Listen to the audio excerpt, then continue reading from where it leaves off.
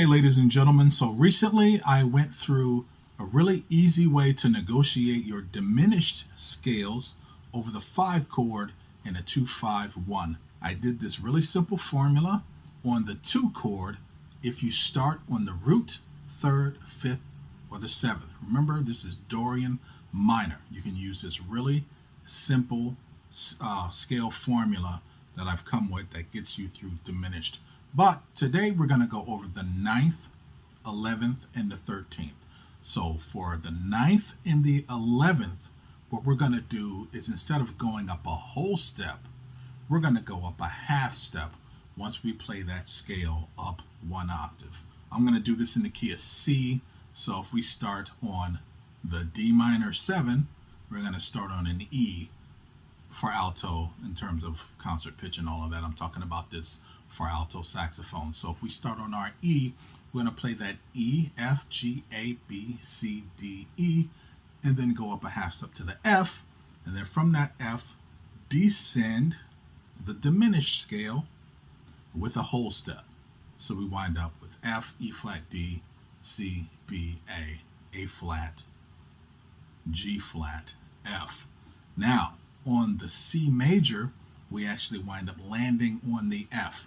I'm going to show you a really cool thing about a diminished scale where we can work our way around it, because every diminished scale sounds like it's resolving. In this case, it's resolving to the 9th or the 7th. All right, so in this case, we're just going to play that scale until it resolves to either one of those notes. It sounds like this.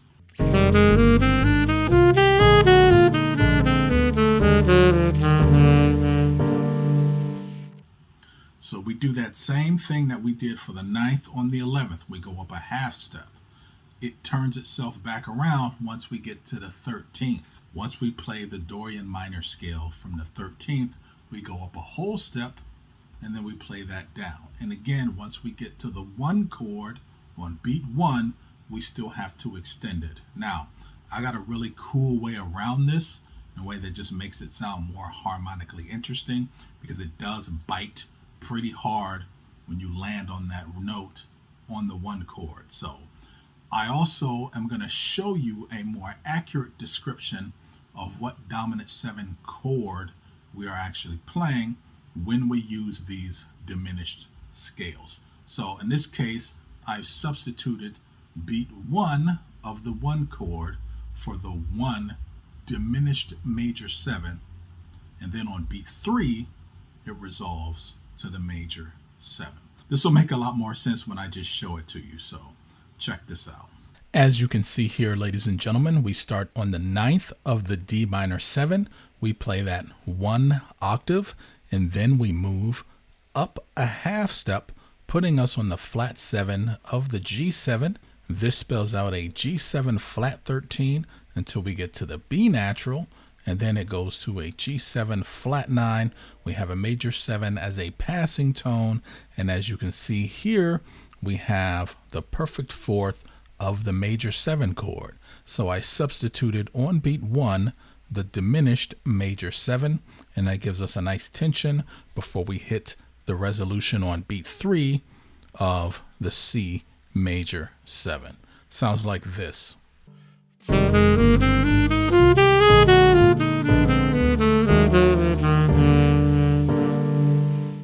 Same basic idea here, but this time we start on the 11th.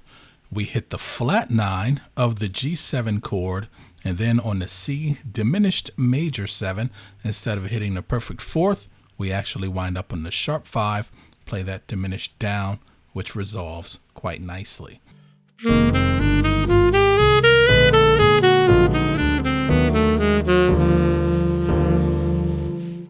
Same basic idea here, ladies and gentlemen. We get to the 13th, we play that, but this time, remember, we have to go up a whole step.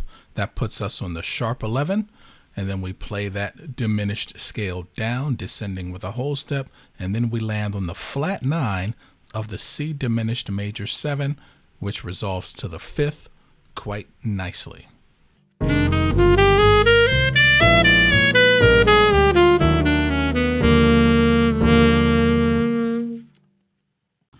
As you can see, this is the holiday season, ladies and gentlemen. I do have an affiliate link with Woodwind Brasswind, but spoiler alert, they're always running deals all year long. So just be sure that you can catch up on something that may be unique to the holidays. So I'm using my S Plus Van Doren A6 mouthpiece, and also I have here my Alora Paris Professional Alto Saxophone. This microphone, all these things you can find on Woodwind Brasswind. Okay, if you like this kind of stuff, ladies and gentlemen, you can buy me a piece of cake.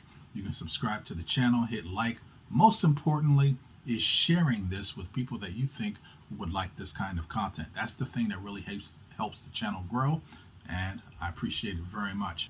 By the way, I am actually working on a diminished scales book. It's a little more unique to saxophone, and it covers some of the issues that I'm talking about today. I'm working on a diminished scale book that will be available as a digital purchase really soon. I'm working really hard on that, trying to get that finished before this year is out. I have a bunch of exercises in all 12 keys that helps to get your ear acclimated to the sound of the diminished scale over the 5 chord. And as a bonus, I'm going to throw in some Altissimo fingerings for the diminished scale also. I'm in the process of redoing some of my old videos, so I might as well just throw all of it in the mix there, and you guys have something that just looks updated and fresh. All right, ladies and gentlemen, that's all I got for you. Thanks for tuning in. See ya!